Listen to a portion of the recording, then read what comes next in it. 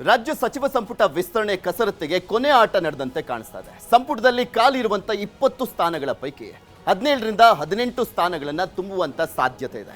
ಈಗ already ದೆಹಲಿಯಲ್ಲಿದ್ದಾರೆ CM, ಮಾಜಿ CM, KPCC ಅಧ್ಯಕ್ಷರು ಹೈಕಮಾಂಡ್ ನಾಯಕರ ಜೊತೆಗೆ ನಿರಂತರವಾಗಿ ಚರ್ಚೆಯನ್ನ ಮಾಡ್ತಾನೆ ಇದ್ದಾರೆ. ಮತ್ತೊಂದು ಕಡೆ ಶಾಸಕರು ಲಾಭಿಯನ್ನ ಮಾಡ್ತಾ ಇದ್ದು ಕಾಯ್ತಾ ಕೂತಿದ್ದಾರೆ ಯಾವಾಗ ಸಂಪುಟ ವಿಸ್ತರಣೆ ಆಗುತ್ತೆ ಅಂತ. ಇಲ್ಲಿ ಯಾರಿಗೆ ಅದೃಷ್ಟ ಯಾರಿಗೆ ಶಾಕ್ ಅನ್ನುವಂಥದ್ದೇ ಸದ್ಯದ ಕುತೂಹಲ. ದಿಲ್ಲಿಯಲ್ಲಿ ಸಂಪುಟ ವಿಸ್ತರಣೆಯ ಲಾಸ್ಟ್ ಕಾಲ್, ಪಟ್ಟಿ ಫಿಕ್ಸ್.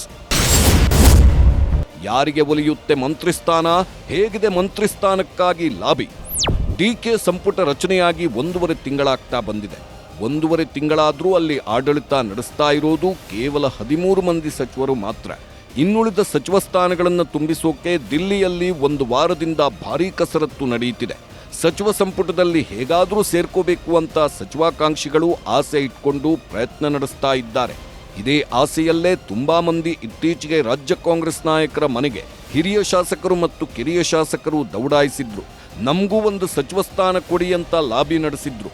ಆ ಲಾಬಿ ಎಷ್ಟರ ಮಟ್ಟಿಗೆ ಕೆಲಸ ಮಾಡಿದ್ಯೋ ಗೊತ್ತಿಲ್ಲ. ಎಲ್ಲರ ಭವಿಷ್ಯ ದಿಲ್ಲಿಗೆ ತಲುಪಿದೆ. ಆಕಾಂಕ್ಷಿಗಳ ಪಟ್ಟಿಯನ್ನ ಹೊತ್ಕೊಂಡು ಸಿಎಂ ಡಿಕೆ ಶಿವಕುಮಾರ್, ಮಾಜಿ ಸಿಎಂ ಸಿದ್ದರಾಮಯ್ಯ, ಕೆಪಿಸಿಸಿ ಅಧ್ಯಕ್ಷ ಹರಿಪ್ರಸಾದ್ ಎಲ್ಲರೂ ದಿಲ್ಲಿಯಲ್ಲಿ ಠಿಕಾಣಿ ಹೂಡಿದ್ದಾರೆ. ಎಲ್ಲರೂ ಕಾಯ್ತಾ ಇದ್ದಾರೆ. ಆಷಾಢದಲ್ಲೇ ಸಂಪುಟ ವಿಸ್ತರಣೆ ಫಿಕ್ಸ್ ಆಗುತ್ತೆ ಅಂತ ಫಿಕ್ಸ್ ಆಗಿರೋ ಅವರೆಲ್ಲ ದಿಲ್ಲಿಯಲ್ಲಿ ಏನಾಗುತ್ತೋ ಅಂತ ಕಾದಿದ್ದಾರೆ. ಯಾವುದೇ ಕ್ಷಣದಲ್ಲೂ ಕೂಡ ಪಟ್ಟಿ ಅನೌನ್ಸ್ ಆಗೋ ಸಾಧ್ಯತೆ ಇದ್ದು ಒಂದಷ್ಟು ಮಂದಿ ದಿಲ್ಲಿಯಲ್ಲೇ ಠಿಕಾಣಿ ಹೂಡಿದ್ದಾರೆ. ಅಂದಹಾಗೆ 20 ಸ್ಥಾನಗಳಿದ್ದು 50ಕ್ಕೂ ಹೆಚ್ಚು ಮಂದಿ ಆಕಾಂಕ್ಷಿಗಳು ಸಚಿವ ಸ್ಥಾನ ನನಗೇ ಬೇಕು ಅಂತ ಪಟ್ಟು ಹಿಡಿದಿದ್ದಾರೆ. ದಿಲ್ಲಿ ಹೋದ ಮೇಲೂ ಕೂಡ ಕಾಂಗ್ರೆಸ್ ನಾಯಕರನ್ನ ಭೇಟಿಯಾಗಿ ಸಚಿವ ಸ್ಥಾನಕ್ಕಾಗಿ ದುಂಬಾಲು ಬಿದ್ದಿದ್ದಾರೆ. ಮಲ್ಲಿಕಾರ್ಜುನ್ ಖರ್ಗೆ ಹುಟ್ಟುಹಬ್ಬ ಇದ್ದು ಅದೇ ನೆಪವನ್ನಿಟ್ಕೊಂಡು ಖರ್ಗೆಯನ್ನ ಭೇಟಿಯಾಗಿ ಮನವಿ ಸಲ್ಲಿಸಿದ್ದಾರೆ. ಆದರೆ ಮನವಿ ಮಾಡಿದ್ರೆ ಸಚಿವ ಸ್ಥಾನ ಸಿಗಲ್ಲ ಅಂತ ಎಲ್ಲರಿಗೂ ಗೊತ್ತು. ಸಚಿವ ಸ್ಥಾನ ಸಿಗಬೇಕು ಅಂದ್ರೆ ಹೈಕಮಾಂಡ್ ಕೆಲವೊಂದು ಮಾನದಂಡ ಇಟ್ಕೊಂಡಿದೆ ಅನ್ನೋದೂ ಗೊತ್ತು.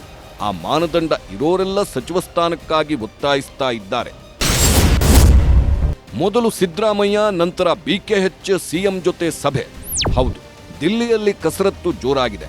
ಸೋಮವಾರ ವಿಶೇಷ ವಿಮಾನದಲ್ಲಿ ದಿಲ್ಲಿಗೆ ಪ್ರಯಾಣಿಸಿದ ಸಿಎಂ ಡಿಕೆ ಶಿವಕುಮಾರ್, ಮಾಜಿ ಸಿಎಂ ಸಿದ್ದರಾಮಯ್ಯ, ಕೆಪಿಸಿಸಿ ಅಧ್ಯಕ್ಷ BK ಹರಿಪ್ರಸಾದ್ ಪ್ರಯಾಣ ಬೆಳೆಸಿದ್ದು KC ವೇಣುಗೋಪಾಲ್ ಜೊತೆ 1-to-1 ಮೀಟಿಂಗ್ ನಡೆಸಿದ್ದಾರೆ. ಯಾರಿಗೆ ಸಂಪುಟ ಸ್ಥಾನ ನೀಡಬೇಕು, ಯಾರಿಗೆ ನೀಡಬಾರದು, ಯಾವ ಮಾಜಿ ಮಂತ್ರಿಗಳಿಗೆ ಈ ಬಾರಿ ಸಚಿವ ಸ್ಥಾನ ತಪ್ಪಿಸಬೇಕು ಅಂತೆಲ್ಲ ಚರ್ಚೆ ನಡೆಸಿದ್ದಾರೆ. ಈ ವೇಳೆ ಸಿಎಂ, ಮಾಜಿ ಸಿಎಂ ಇಬ್ಬರೂ ಕೂಡ ತಮ್ಮ ಬೆಂಬಲಿಗರ ಪರ ಬ್ಯಾಟಿಂಗ್ ಮಾಡಿದ್ದಾರೆ. ಕೊನೆ ಆಯ್ಕೆಯನ್ನ ಹೈಕಮಾಂಡ್ಗೆ ಕೊಟ್ಟಿದ್ದಾರೆ. ಚರ್ಚೆ ಮಾಡಿ ಹೈಕಮಾಂಡ್ನವರು ಅನುಮತಿ ಕೊಟ್ಟರೆ ಮಾಡ್ತಾರೆ. ಅಲ್ಲ, ಅವರು ಇವತ್ತೇನೋ ಚರ್ಚೆ ಮಾಡಿ ಹೈಕಮಾಂಡ್ನವರು ಅನುಮತಿಯನ್ನು ಕೊಟ್ಟರೆ ಇಮಿಡಿಯೇಟಾಗಿ ಆಗುತ್ತೆ. ಅಲ್ಲಿ ಎಸ್ ಅಂದ ತಕ್ಷಣ ಲಿಸ್ಟು ಕ್ಲಿಯರ್ ಆದ ತಕ್ಷಣ ಇಲ್ಲಿಗೆ ಗವರ್ನರಿಗೆ ಅವ್ರ ಸಮಯ ನೋಡಿಕೊಂಡು ತಿಳಿಸ್ತಾರೆ. ಏನೇನು ಮಾನದಂಡ ಉಪಯೋಗ ಮಾಡ್ತಾರೆ ಅದನ್ನು ನನಗೆ ಯಾವ ಮಾಹಿತಿ ಕೊಡೋ ಇಲ್ಲ. ನಮ್ಮನ್ನೇನು ಕರೆದಿಲ್ಲ ಅವರು ಏನು ಚರ್ಚೆ ಮಾಡ್ತಾರೆ ಅದು ಚರ್ಚೆ ಮಾಡಿ ಇವೆಲ್ಲ ಪ್ಯಾರಾಮೀಟರ್ಸ್ ಇಟ್ಕೊಂಡೇ ಮಾಡ್ತಾರೆ ಅಂತ ಅನಿಸುತ್ತೆ. ಯಾಕಂದರೆ ಹಿಂದೆ ನಾನು ಅಧ್ಯಕ್ಷನಾಗಿದ್ದಾಗ ನಾವು ಮಾಡುವಾಗಲೂ ಕೂಡ ಅದನ್ನೇ ಹೇಳೋರು, ನೀವು ಹೊಸ ನಾಯಕತ್ವವನ್ನು ಬೆಳೆಸಬೇಕು ಹಾಗೆ ಅಂತೇಳಿ ಒಂದು ಪ್ಯಾರಾಮೀಟರ್ನ ಇಟ್ಕೊಂಡಿದ್ರು. ಅದು ಈಗಲೂ ಅಪ್ಲೈ ಆಗುತ್ತೆ ಅಂತ ಅಂದ್ಕೊಳ್ತೀನಿ. ಲೋಕಭವನ ಅಧಿಕಾರಿಗಳ ಜೊತೆಗೆ ಸಿಎಂ ಕಚೇರಿ ಚರ್ಚೆ. ಶೀಘ್ರದಲ್ಲೇ ಸಂಪುಟ ವಿಸ್ತರಣೆ ಫಿಕ್ಸ್ ಆಗಿದೆ. ಆದ್ರಿಂದಲೇ ಲೋಕಭವನದ ಅಧಿಕಾರಿಗಳ ಜೊತೆಗೆ ಸಿಎಂ ಕಚೇರಿಯ ಅಧಿಕಾರಿಗಳು ಚರ್ಚೆ ನಡೆಸಿದ್ದಾರೆ. ರಾಜ್ಯಪಾಲರು, ರಾಜ್ಯಪಾಲರ ಉಪಸ್ಥಿತಿ ಹಾಗೂ ಕಾರ್ಯಕ್ರಮ ಆಯೋಜನೆ ಬಗ್ಗೆ ಸಮಾಲೋಚನೆ ನಡೆಸಲಾಗಿದೆ.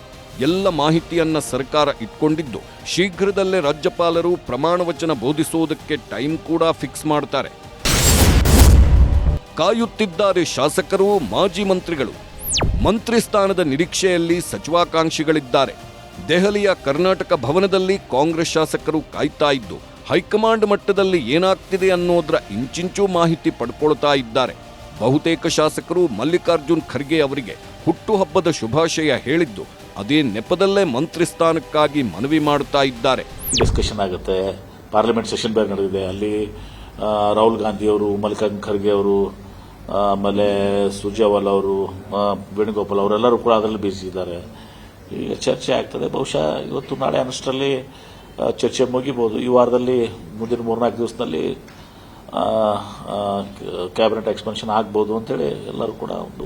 ಈಗ ರಚಿಸಿರೋ ಸಂಪುಟದಲ್ಲೂ ಕೆಲವು ಗೊಂದಲಗಳಿವೆ. ಕೆಲವು ಸಚಿವರು ಖಾತೆ ಬದಲಾವಣೆ ಬಯಸ್ತಾ ಇದ್ದಾರೆ. ಇನ್ನು ಕೆಲವರು ತಮಗೆ ಬೇರೆ ಖಾತೆಯೇ ಬೇಕು ಅಂತ ಪಟ್ಟು ಹಿಡಿಯುತ್ತಾ ಇದ್ದಾರೆ. ಈಗ ಕೊಟ್ಟಿರುವ ಸಚಿವ ಸ್ಥಾನಗಳಲ್ಲೂ ಕೆಲವು ಬದಲಾವಣೆಗಳಾಗುವ ಸಾಧ್ಯತೆ ಇದೆ. ಆದ್ದರಿಂದಲೇ ಈಗಿರುವ ಸಚಿವರು ಶಾಸಕರು ಕೂಡ ಶೀಘ್ರ ಗೊಂದಲ ಬಗೆಹರಿಯುತ್ತೆ ಅನ್ನೋ ನಿರೀಕ್ಷೆ ಇಟ್ಕೊಂಡಿದ್ದಾರೆ. ಗಂಟು ಇದ್ದೇ ಇರುತ್ತೆ, ಯಾಕಂದ್ರೆ ಆಕಾಂಕ್ಷೆಗಳು ಜಾಸ್ತಿ ಅಲ್ವಾ, ಸಹಜವಾಗಿ ಕಗ್ಗಂಟು ಇರುತ್ತೆ. ಅದಕ್ಕೆಲ್ಲದಕ್ಕೂ ಪರಿಹಾರ ಇದೆಯಲ್ಲ, ಹೋಗ್ತಾ ಇದ್ದಾರೆ ಅನ್ಸುತ್ತೆ ಸಿಎಂ 25ಕ್ಕೆ ಆಗ್ಬೋದು. ರಾಜ್ಯ ಸಚಿವ ಸಂಪುಟ ವಿಸ್ತರಣೆ ಹೈಡ್ರಾಮಾಕ್ಕೆ ಬಿಜೆಪಿ ನಾಯಕರು ವ್ಯಂಗ್ಯವಾಡಿದ್ದಾರೆ. ರಾಜ್ಯದಲ್ಲಿ ಬರ ಇದೆ, ಆದರೂ ಸಿಎಂ ದೆಹಲಿಯಲ್ಲಿ ಕ್ಯಾಬಿನೆಟ್ ವಿಸ್ತರಣೆಗೆ ಓಡಾಡುತ್ತಿದ್ದಾರೆ ಎಂದು ಬಿಜೆಪಿ ಎಂಎಲ್ಸಿ ಸಿಟಿ ರವಿ ವ್ಯಂಗ್ಯವಾಡಿದ್ದಾರೆ. 23 ಲಕ್ಷ ಜನರ ಪಿಂಚಣಿ ರದ್ದು ಮಾಡಿದ್ದಾರೆ ಎಂದು ಸರ್ಕಾರದ ವಿರುದ್ಧ ಕಿಡಿಕಾರಿದ್ದಾರೆ. ರಾಜ್ಯದಲ್ಲಿ ಬರ ಪರಿಸ್ಥಿತಿ ಇದೆ, 180ಕ್ಕೂ ಹೆಚ್ಚು ತಾಲೂಕುಗಳು ಬರ ಪೀಡಿತ ಅನ್ನೋದು ಅನಧಿಕೃತ ಮಾಹಿತಿ. ಯಾಕೆಂದರೆ ಅಧಿಕೃತವಾಗಿ ಇನ್ನೂ ಸರ್ಕಾರ ಬರಪೀಡಿತ ತಾಲೂಕುಗಳ ಪಟ್ಟಿ ಬಿಡುಗಡೆ ಮಾಡಿಲ್ಲ.